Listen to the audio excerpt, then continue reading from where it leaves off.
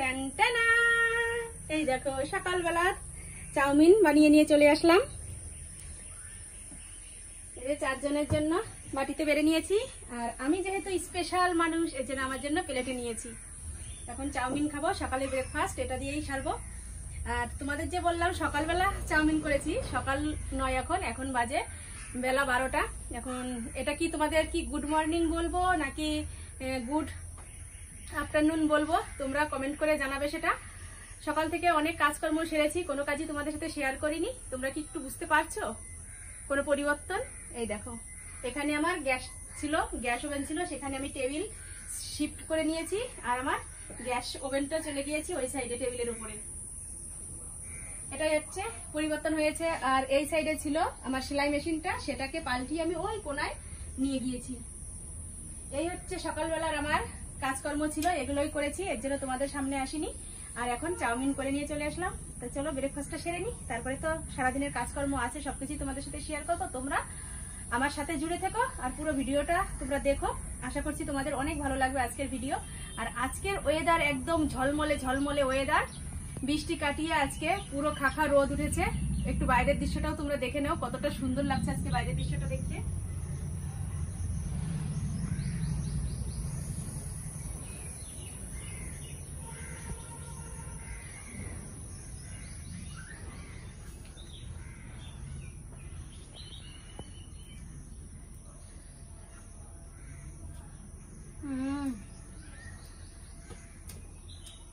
আমি তো এটা নিলাম, আর তোমাদের কিন্তু বলা হয়নি এখানে যে আমি 4 বাটিতে বেড়ে নিয়েছি সেটা কার কার।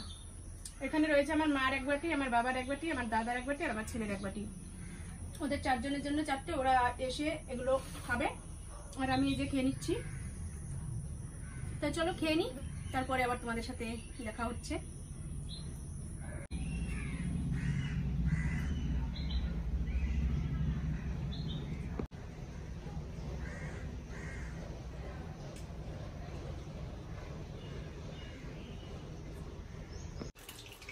রান্না করতে চলে আসলাম, ভেবেছিলাম স্নান করে তারপরে রান্না করতে আসবো, কিন্তু যেহেতু বেলা হয়ে গেছে অনেকটাই রান্নার কাজে হাত লাগাতে, এর জন্য রান্না করে নিয়ে তারপরে স্নান করব। ঘেমে ঠেমে একাকার হয়ে গিয়েছি, কিছু করার নেই, এভাবেই রান্নাটা সারতে হবে। সব সবজি টবজি কেটে নিয়েছি, মাছ কেটে নিয়েছি, এমনকি মাছটা ভাজাও হয়ে গেছে। এখন শুধু তরকারিটা বসাবো, তাহলেই রান্নাটা শুরু করতে পারবো। তা চলো কি রান্না করছি তোমাদের একটু দেখিয়ে দিই।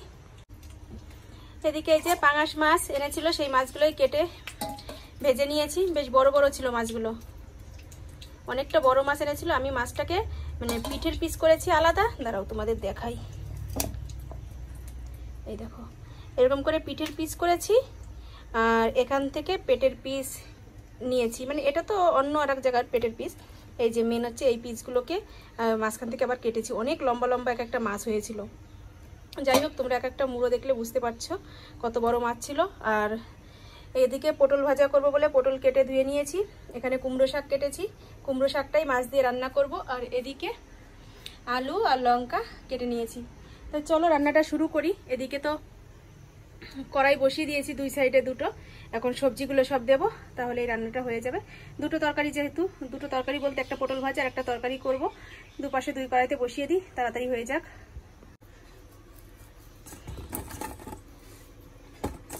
তেল গরম হয়ে গেছে, ধুমো উঠছে। তাড়াতাড়ি পটলটা তেল বলছি নুন হলুদ মাখিয়ে নিই, তারপরে ভাজবো।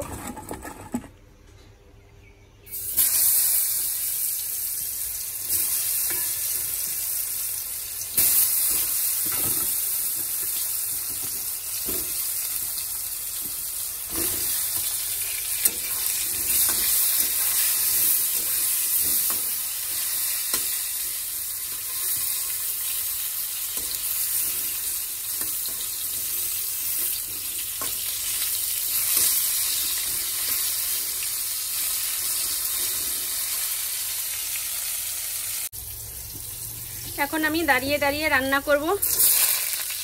আমার একটু সুবিধা হলো, যেহেতু কয়েকদিন ধরে আমার কোমরটা ভীষণ ব্যথা করছে। বসে বসে কাজ করি সারাদিন, রান্নাটাও বসে বসে করি, আর সেলাইয়ের কাজগুলোও বসে বসে করতে হয়। এর জন্য প্রচণ্ড কোমর ব্যথা, একটু নড়াচড়া করতে পারি না। তাই এখন এই যে টেবিল নিয়েছি, টেবিলের মধ্যে ওভেনটা রেখেছি।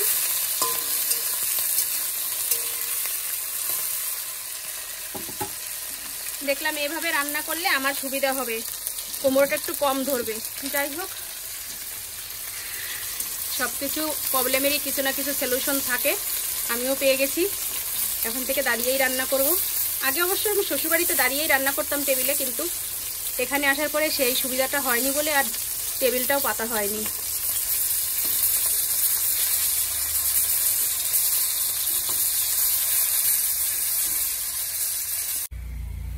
এদিকে আবার একটু ডাল বসিয়ে দিলাম, কেননা শাকের তরকারি অল্প একটু হয়ে যাবে, এই জন্য ভাবলাম একটু মুগ ডাল করি।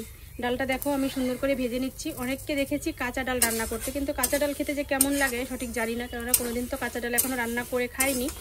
যাই হোক, আমি যেটা করি সেটাই তোমাদের বললাম।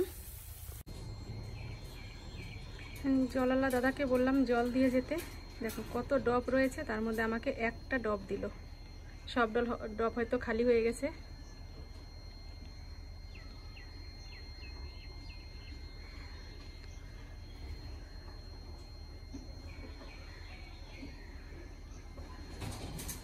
এত সরু এই জায়গাটা, গাড়ি বেরোতেও মুশকিল হয়ে যায়। এই যে হচ্ছে আমাকে ডব দিল, একদম নতুন একটা জলের ডব, দেখেছো? নতুন নতুন ডব দিলে বেশ ভালো লাগে। দুটো দিতে বলেছিলাম, একটা দিল, আর একটা ডব এই যে খালি ডব রয়েছে, এই ডবটা কালকে দিয়ে যাবে জল। আর এখানে তো এই যে রয়েছে জল। তো চলো, রান্না তো এদিকে হচ্ছে। ভেবেছি কি মুগ ডালটা আমি এই মাছের মাথা দিয়ে করব, কিন্তু কেমন লাগবে সেটাই ভাবছি। পাঙাশ মাছের মাথা দিয়ে কি মুগ ডাল খাওয়া যায় আদৌ, কি জানি। সবাই তো কাতলা মাছের মাথা দিয়েই খায়। এই যে পাঙাশ মাছের মাথা রয়েছে, ভেবেছি যে পাঙাশ মাছের মাথাগুলো যদি ভেঙে চুরি আমি ডালের মধ্যে দিই, তাহলে তো বেশ একটু মাছের সেন্ট হবে। যাই হোক, দেখা যাক কি করি, এখনও ভেবে উঠতে পারছি না। যদি ডালের মধ্যে দেই অবশ্যই তোমাদের জানাবো। রান্নাবাড়ি সব কমপ্লিট হয়ে গেছে, একটু দেখে নাও। এই যে পটল ভাজা করেছি, মাছের মাথা দিয়ে মুগ ডাল করেছি, আর এখানে এই যে কুমড়ো শাক মাছ দিয়ে রান্না করেছি। এই ছিল 3 রকম রান্না আজকের। স্নান করে যে চলে এসেছি খাবারের টেবিলে। ছেলেটার আমার দুজনেরই ভাত নিয়ে নিয়েছি, পটল ভাজা নিয়েছি, সাথে লেবু নিলাম। যে পরিমাণে আজকে গরম পড়ছে তাতে লেবু ছাড়া কোনো উপায় নেই। আর সাথে তো যে মাছের তরকারি নিয়ে নিয়েছি, ওই যে ডাল নিয়ে নিয়েছি। তো চলো খাওয়া দাওয়াটা করে নিই। এখন দুপুর 2টো বাজে। ছেলে 3টের সময় প্রাইভেটে যাবে, এর জন্য একটু ব্যস্ততার সাথেই খাবারটা বেড়ে নিয়ে আসলাম। এই মাত্রই স্নান করে উঠলাম, দেখো এখনো চুল দিয়ে হয়তো জল টপ টপ করে পড়ছে। কোনো রকম একটু মাথায় চিরুনিটা দিয়ে চলে এসেছি। তো চলো খাওয়া দাওয়া সেরে নিই, তারপরে আবার তোমাদের সাথে কথা হচ্ছে।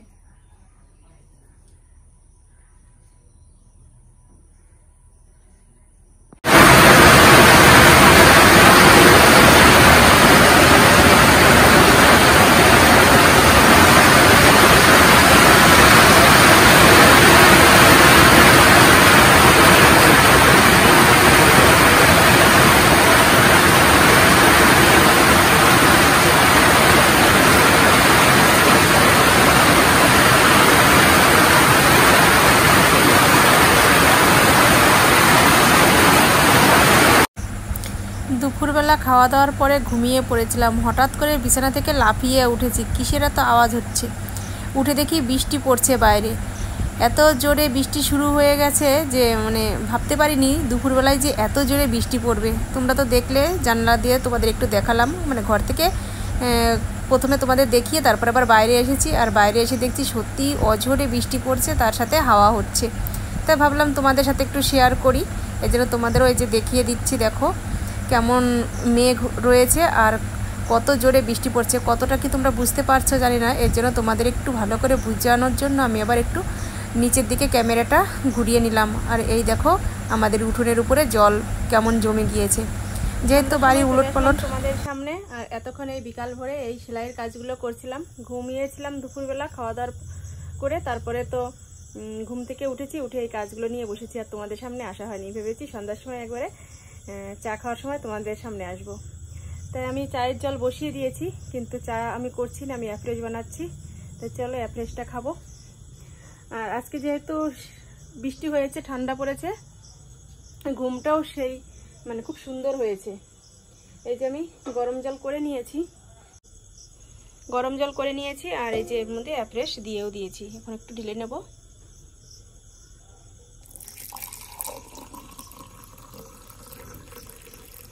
ভেবেছিলাম চা করব, মা আর আমি দুজনে মিলে চা খাবো। তো দেখলাম মা শুয়ে রয়েছে, চা খাবে না এখন।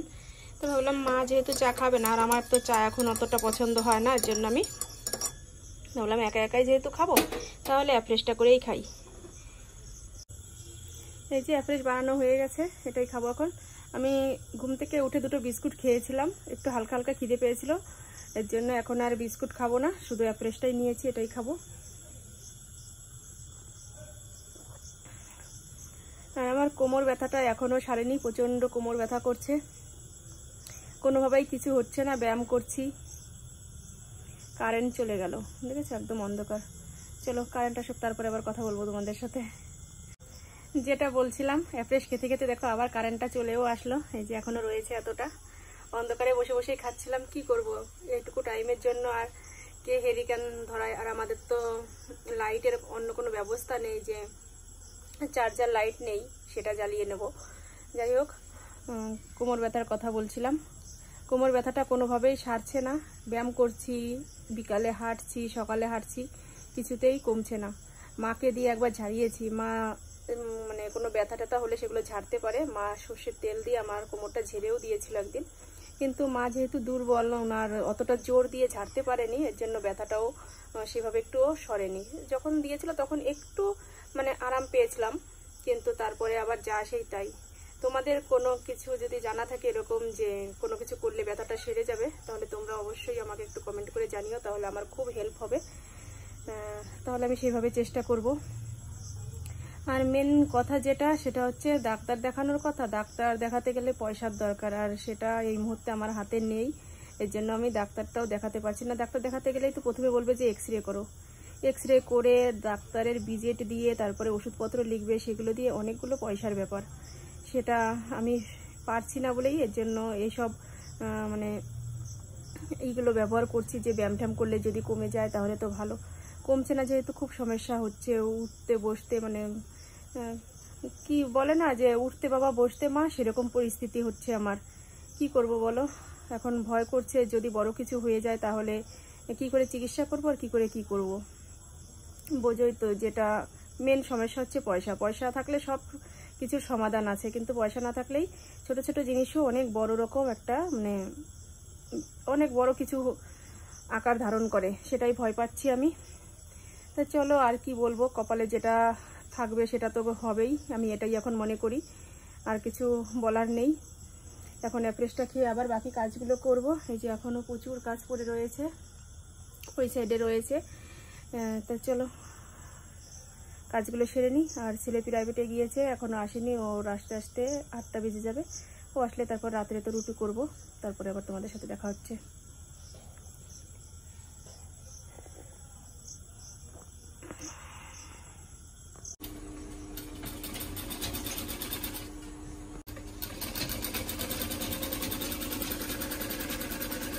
আবার এই যে সেলাইয়ের কাজে বসে পড়েছি, আর ছেলে এইমাত্র প্রাইভেট থেকে আসলো, এসে বলছে যে মা আজকের কাজগুলো অন্যরকম মনে হচ্ছে। কি কাজ এগুলো? কারণ আমি তো প্যান্টের কাজ করি, আর আজকে দিয়েছে ছায়া তৈরি করতে, এর জন্য এই যে ছায়ার কাপড়গুলো সব জয়েন্ট করছি।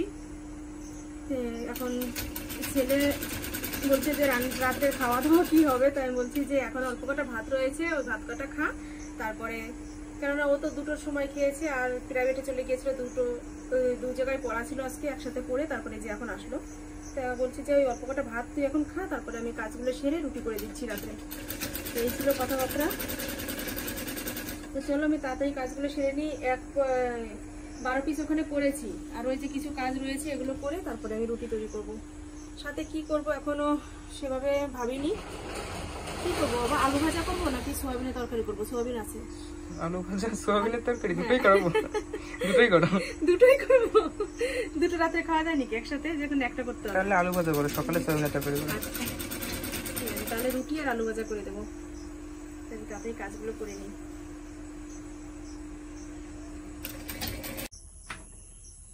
এই যে কাজ সেরে এখন রাত্রে রুটি করতে চলে আসলাম। এখন বাজে রাত 11টা। আলু ভাজাটা এখন আর করবো না, অনেকটা তরকারি রয়েছে, ওইখানে ছিল, বাবা দিয়ে গেল এইখানে তরকারি, তো দেখলাম মাছ তরকারি সবই রয়েছে, এই জন্য আলু ভাজাটা এখন আর হবে না। কেননা তরকারিটা নষ্ট করে ফেলে দিয়ে যে আলু ভেজে খাবো সেরকম পাবলিক আমি না। যাই হোক, তরকারি রুটি তো হয়েছে, আর সাথে যে আম বের করে নিয়েছি, পাকা আম, এই আমটাই কেটে নেব। এই হচ্ছে রাত্রের খাওয়া দাওয়া হবে। আর দাঁড়িয়ে দাঁড়িয়ে এই রুটি বেলতে না বেশ ভালো লাগছে। বসে বসে যখন বেলি অনেকটা পিঠে টান পড়ে, কোমরে টান পড়ে, ভীষণ কষ্ট হয়ে যায় রুটি বানাতে। কিন্তু এখন দেখছি যে না, খুব আরাম লাগছে রুটি করতে। তো যাই হোক, চলো আজকের মতো ভিডিওটা এ পর্যন্তই। খাওয়া দাওয়া তোমাদের সাথে শেয়ার করছি না এই রাতে। তোমরা ভালো থেকো, সুস্থ থেকো, আর আমাদের পাশে থেকো। আর আমার চ্যানেলটি এখনো যারা সাবস্ক্রাইব করোনি তারা সাবস্ক্রাইব করে দিও। তো চলো আজকের মতো টাটা, বাই বাই। আগামীকাল আবার দেখা হচ্ছে তোমাদের সাথে। Tata, good night.